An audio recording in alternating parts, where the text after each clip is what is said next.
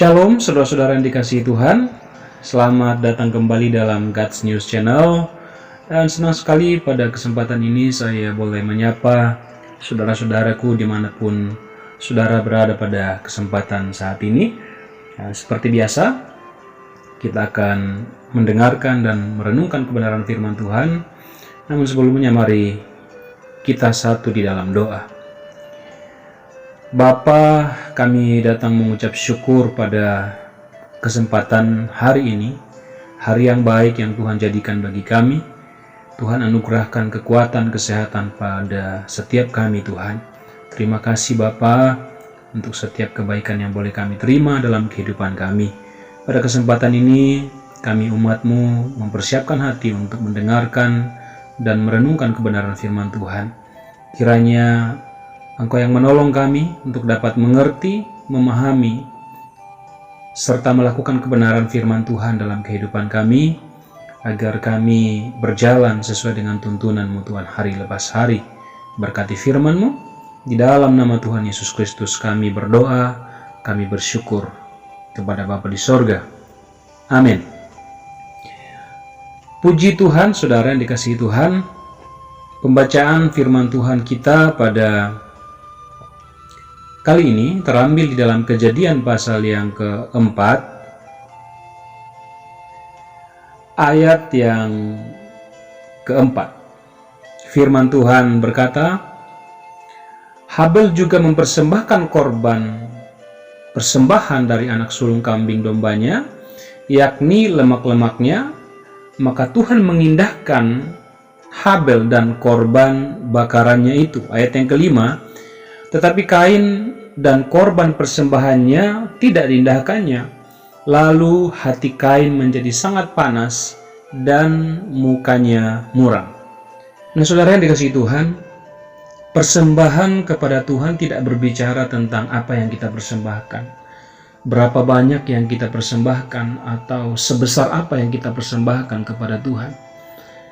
Persembahan yang benar dimulai dari pribadi yang memberikan persembahan kepada Tuhan. Sebab seperti apa persembahan, seperti apa suatu korban di hadapan Tuhan, akan sangat-sangat ditentukan oleh siapa yang memberi persembahan. Jika seorang yang memberikan persembahan adalah hidupnya benar, maka tentu dia tahu bagaimana dia harus memberikan persembahan, bagaimana dia melakukan penyembahan di hadapan Tuhan. Demikian juga sebaliknya, saudara. Nah, mungkin kita rajin dalam beribadah, kita rajin dalam pelayanan, kita rajin berdoa, membaca Alkitab dan lain sebagainya.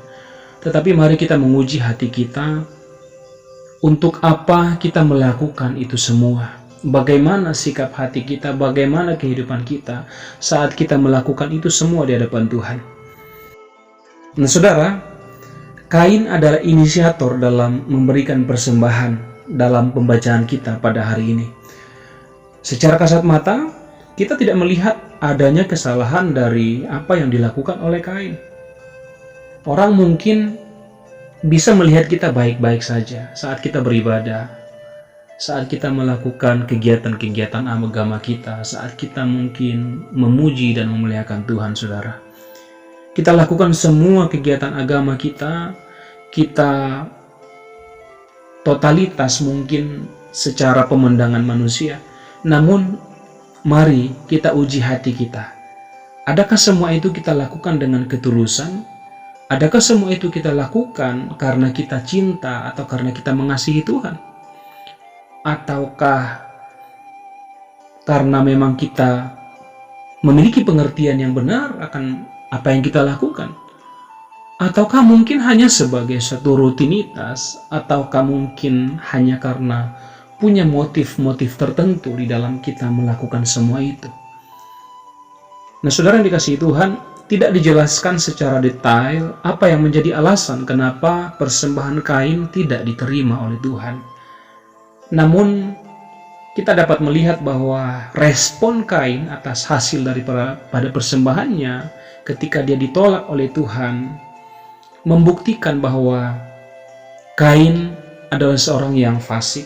Kain adalah seorang yang jahat. Hidup Kain tidak berkenan di hadapan Tuhan. Jika saja Kain tahu tujuan daripada persembahan bukanlah untuk satu persaingan, maka tentu sikap Kain akan berbeda pada saat persembahannya tidak diterima oleh Tuhan. Nah saudara, di dalam Matius pasal yang ke-23 ayat yang ke-35 dikatakan, Yesus berkata seperti ini, supaya kamu menanggung akibat penumpahan darah orang yang tidak bersalah mulai dari Habel, orang benar itu. Yesus menyebut nama Habel sebagai orang yang benar di dalam khotbahnya atau di dalam ajarannya kepada orang-orang Yahudi pada saat itu. Tetapi kita tidak mendapati nama Kain ada di sana. Nah saudara, pesan daripada kisah antara Kain dan Habel bahwa sikap kita di dalam menyembah Tuhan sangat menentukan kualitas daripada penyembahan kita. Bagaimana kita hidup, bagaimana keseharian kita, bagaimana hubungan kita dengan Tuhan adalah pondasi dari suatu penyembahan yang akan menentukan berkenan atau tidaknya penyembahan kita di hadapan Tuhan. Saudara, jangan puas hanya sampai pada beragama. Jangan puas jika saudara terlibat dalam pelayanan. Jangan puas hanya dengan jam-jam ibadahmu. Jangan puas karena mungkin engkau menghafal banyak ayat Alkitab atau firman Tuhan. Ingatlah bahwa sikap hidup kita dari hari ke hari juga merupakan hal yang sangat penting, dan keduanya ini harus berjalan seirama. Sebab firman Tuhan katakan, percuma engkau beribadah kepadaku, sedangkan yang engkau lakukan, yang engkau hidupi, yang engkau pegang teguh adalah ajaran-ajaran manusia.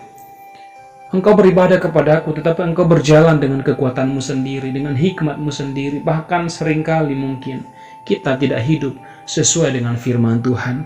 Percuma kita beribadah, percuma kita menyembah, percuma kita membawa persembahan dalam jumlah yang besar jika kehidupan kita tidak kita perhatikan di hadapan Tuhan.